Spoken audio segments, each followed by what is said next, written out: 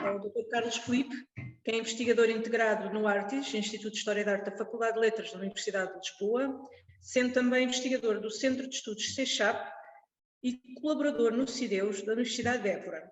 É membro da Sociedade Portuguesa de História da Construção e do Movimento Internacional para uma Nova Museologia. O Dr. Carlos Filipe é coordenador de projetos de investigação, dos quais destacamos a Rota do Mármore do Anticlinal de Estremoz e o Património e História da Indústria dos Mármores. É autor de diversos livros e artigos publicados nas suas áreas de interesse: História da Arte, da Arquitetura e Construção, História da Indústria das Rochas Ornamentais. Fará esta apresentação em coautoria com o Dr. Armando Quintas, que não está connosco hoje, e que é presidente do CECHAP, o Centro de Estudos de Cultura, de História e Patrimónios, sediado em Vila Viçosa. Faça favor. Eu cumprimento e felicito os promotores deste seminário pela importância do tema, a oportunidade do tema e o contexto em que ele ocorre. Queria também cumprimentar os tantos colegas do painel pelas suas brilhantes comunicações. Finalmente, cumprimentar o público que nos segue à distância e os presentes nesta sala. O tema que eu trago aqui é Mármores do Alentejo perante os desafios do mercado da globalização. Este trabalho para hoje foi uma partilha com o Dr. Armando Quintas, que por motivos particulares não pode estar presente conosco. Este trabalho tem vindo a ser desenvolvido a partir de um estudo iniciado em 2012, com o título Património e História da Indústria dos Mármores, trabalho que está em progresso, que tem abrangido diversas áreas das ciências, é um trabalho pluridisciplinar e que hoje conta um grupo de investigadores, cerca de 46. O mármore é, sim, reconhecido como uma rocha metamórfica, criada a partir de altas temperaturas e pressões elevadas durante a sua formação.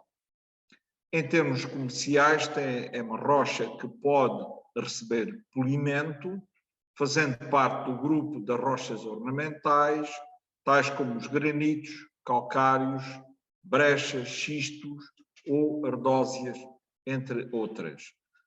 Chamar a atenção que os mármores têm uma classificação dentro da geologia paralela a todas as outras rochas ornamentais como uma rocha nobre. Tem diversas aplicações, desde a arquitetura para os interiores e exteriores, mobiliário urbano, calçadas, escultura, produção de cal, indústria química, entre outras. O anticlinal de Estremoz, como assim é reconhecido, há aqui algumas imagens sobrepostas, é um espaço que abrange cerca de 40 km de extensão por 15 de largura. É de um período que os geólogos situam entre 400 e 500 milhões de anos e abrange exatamente os municípios de Borba, Estremoz e Vila Viçosa como seu centro e depois mais a sul Alandroal e mais a norte Sozel. Nós identificámos ao longo do nosso estudo, entre 1918 e 2011, cerca de 400 pedreiras ou canteiras identificadas. Atualmente existem 50 em atividade. São rochas ornamentais que representam no todo, no produto interno português, 1% do PIB. Em 2020, que são os dados.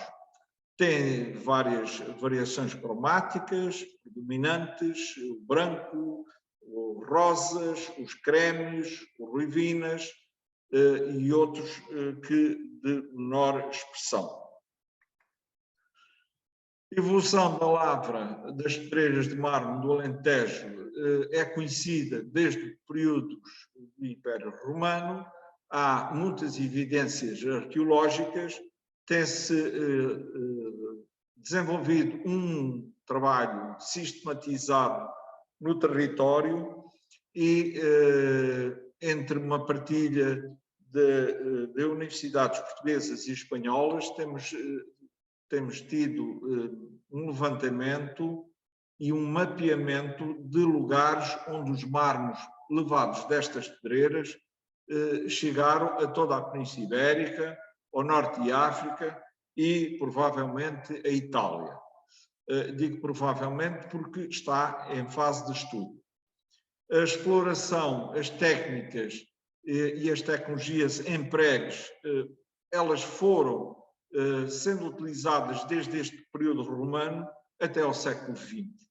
Portanto, há poucas diferenças tecnológicas, portanto, elas foram sempre reutilizadas nos diversos períodos de exploração e de talho da pedra.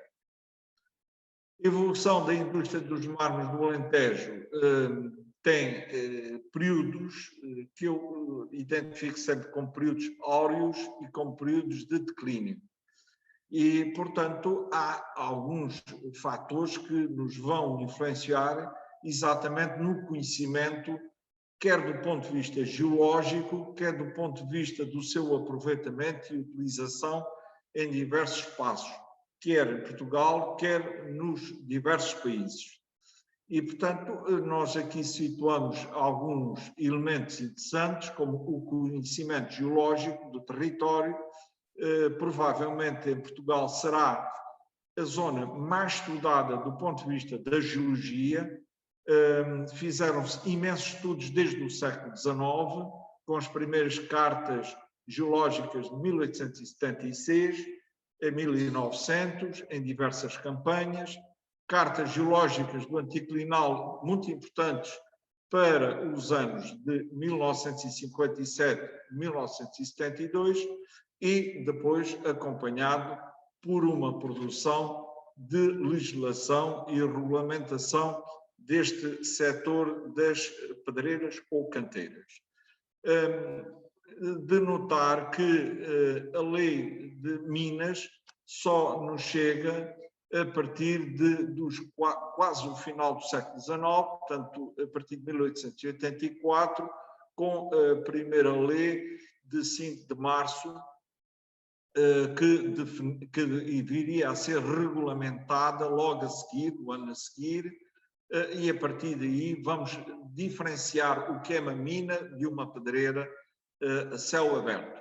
Portanto, tudo o que era produção legislativa assentava sempre no pressuposto de minas.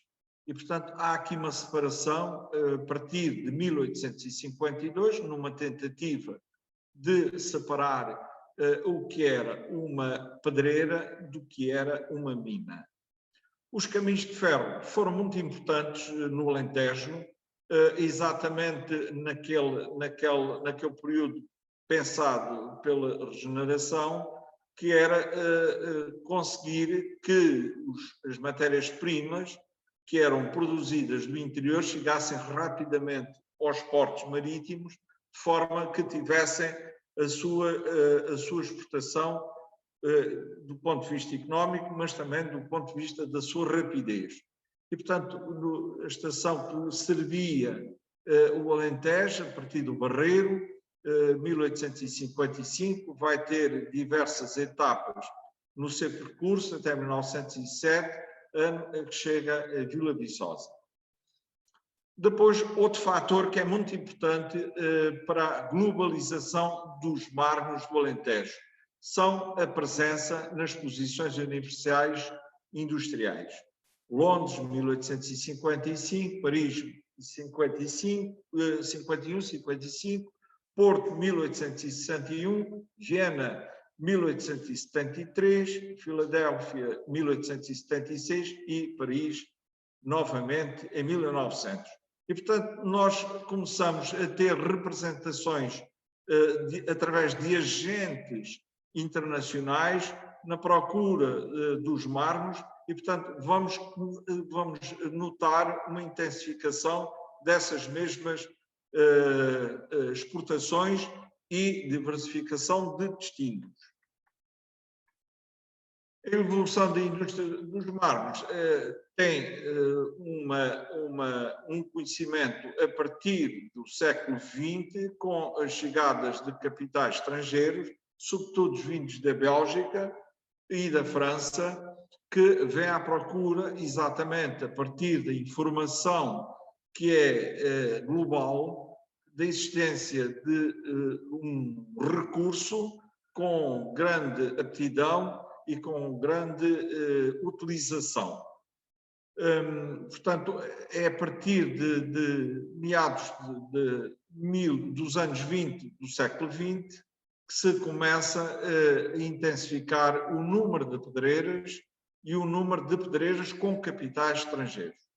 A modernização tecnológica, a transferência de tecnologia, sobretudo vindo de outros lugares, como a Alemanha, a França, a Bélgica, a Itália, a própria Espanha, que também vai acompanhar este fenómeno em simultâneo, a partir da tecnologia do vapor, o fio helicoidal, que é apresentado no século XIX na Feira Internacional de Paris, o ar comprimido, que vai começar a ser utilizado no início do século XX, o motor a diesel e, finalmente, a eletrificação.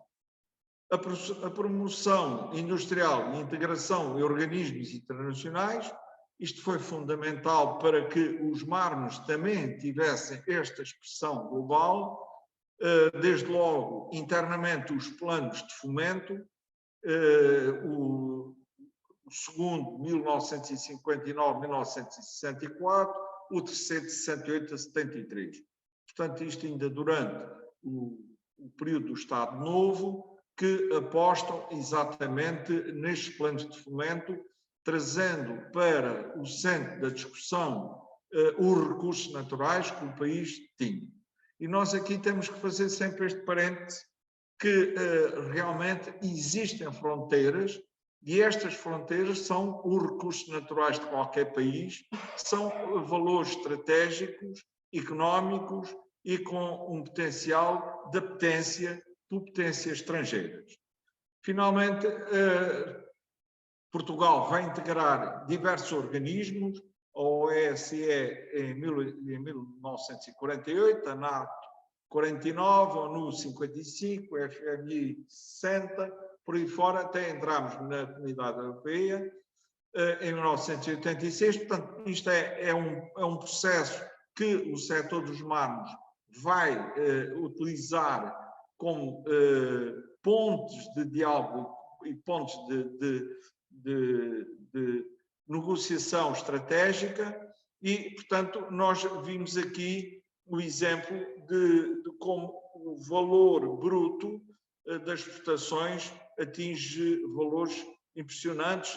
1919, 7.045 milhares de escudos, passando para 6 milhões e 62 mil escudos em 1960. Portanto, a integração no mercado comum europeu tem aqui um desafio enorme. Nós estamos já num mercado em que estamos em concorrência com os nossos parceiros principais da Europa, nas rochas ornamentais, e aqui não podemos esquecer a importância de Itália, através dos seus mármores de Carrara, mas também outros mercados, como o caso da Espanha.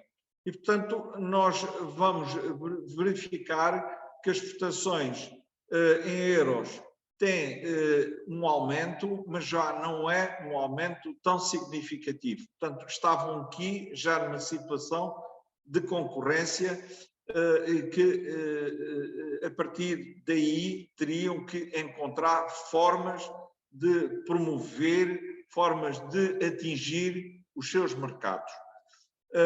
São criados os clusters em Portugal.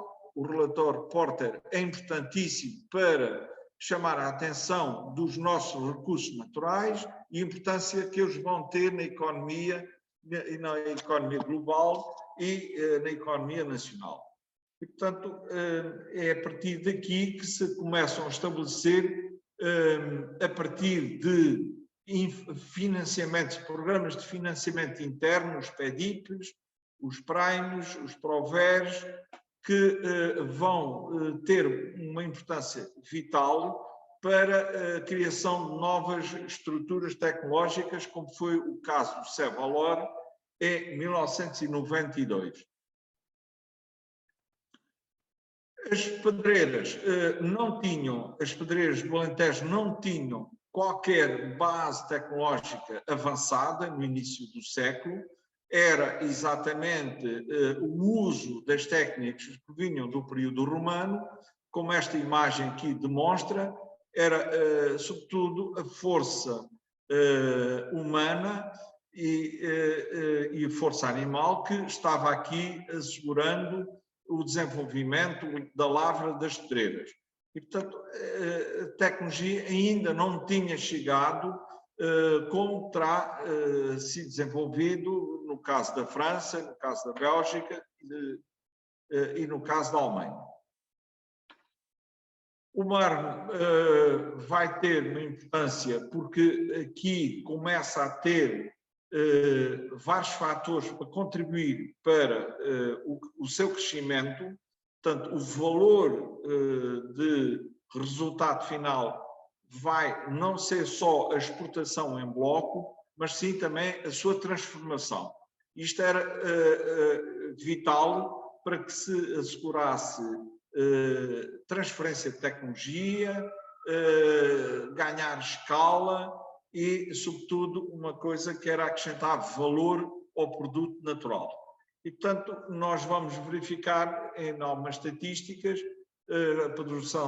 sobre a produção das pedreiras, em que em 1970 nós no Alentejo tínhamos 226 pedreiras que estavam legais, portanto eram reconhecidas pelas entidades que tutelam o setor. Em 1980 vão decrescer e em 1990 vão de novo aumentar esse número. O número da produção acompanha exatamente esta escala, sendo que em 1980 estávamos num período muito importante, tínhamos saído de uma crise, que era a chamada crise do petróleo, o primeiro choque petrolífero que tinha se iniciado em 73 e que vai até 78, portanto, em 1980 estávamos a progredir de forma significativa. E que é interrompida a partir de 1990 com as guerras do Golfo, a partir de 1992, e vamos assistir a partir daí a um declínio.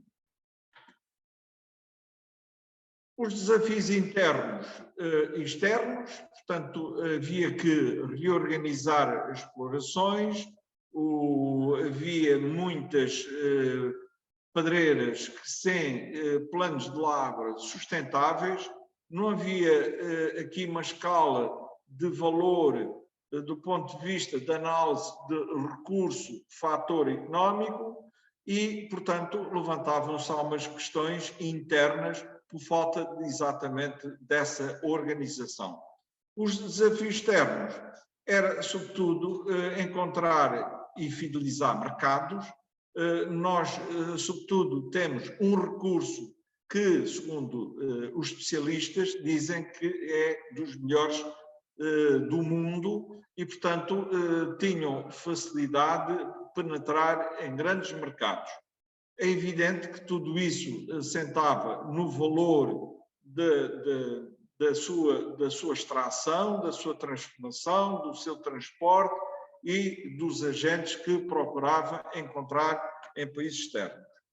Portanto, há aqui um valor que passa por diversas escalas e que vai ter influência no número de empresas. Umas tiveram que se adaptar, outras tiveram que se unificar e algumas tiveram que ter o seu fim, não tinham condições económicas para sobreviver. Para além disso, vamos encontrar alguns mercados que mais tarde se vão tornar concorrenciais, como é o caso da China, o caso da Índia, o caso da Turquia e outros países emergentes que estavam a dar os primeiros passos internacionais para afetar exatamente a economia dos recursos naturais. Do ponto de vista também de fronteiras, nós, a partir do nosso centro, desenvolvemos um trabalho em que deixámos de pensar unicamente no recurso enquanto valor económico, extrativo e comercial, mas também conseguimos fazer um trabalho de promover o marmo através da cultura e da criatividade. E, portanto, deste ponto de vista, as nossas fronteiras foram abertas ao exterior, promovendo exatamente o recurso, a região e desafiando os atores do turismo a encontrarem uma paisagem, encontrarem um recurso, encontrarem uma região diferenciadora daquilo que era a tradição de outros países, como a Bélgica, a Itália, a Grécia ou a própria Espanha. E, portanto, nós encontramos este produto chamado Rota do Marmo do Anticlinal de Estremoz, em que promove a experiência em ambiente industrial, paisagístico, urbano, valorizando exatamente o recurso endógeno do mármore e o seu território. Portanto, isto aqui foi uma abertura de fronteiras para que nos conhecessem e que valorizassem dessa forma quer a região, quer o recurso, quer o seu património. E, portanto, estamos apostados em continuar esta missão. Sabemos que este desafio passa por novas realidades, estamos apostados em encontrar soluções em que a partilha funcione, como é o caso da criação de um centro de documentação e informação no lugar do Museu do Mármore, em que reúne uma coleção de amostras de mármores, paisagens de modelos de exploração através de iconografia e imagem, um conjunto apreciável de peças arqueológicas, artefactos e representações da exploração, testemunhos do trabalho, trabalhadores e representações sociais. E desta forma é um complemento exatamente a esta realidade cultural em que procuramos diferenciar, assumindo um papel do ponto de vista criativo e do ponto de vista da afirmação do território. É um potencial, todas aquelas pedreiras que não estejam ativas para diversas atividades culturais, desde a paisagem, desde o teatro, desde a música, são anfiteatros a céu aberto com um potencial enormíssimo. E depois queremos falar naquilo que é o projeto Património e História da Indústria dos Mármores, em que temos vindo a compilar a informação através da investigação partilhada, onde toda essa investigação vai ser depositada no centro de documentação, que é visitável, está online, onde já reunimos muitos milhares de elementos, quer para a arqueologia, quer para o património, quer para a história da arte, quer para a documentação sobre a atividade industrial e cultural, e que é possível, a partir deste site, consultar. Temos uma base de dados que ultrapassa, neste momento, 21.000 entradas. Temos cerca de 65.000 imagens do território, sempre ligado ao mármore, portanto, o nosso centro é sempre esta realidade, o mármore, e isto já nos ultrapassou uma escala de 400.000 documentos consultados para os diversos períodos da nossa história.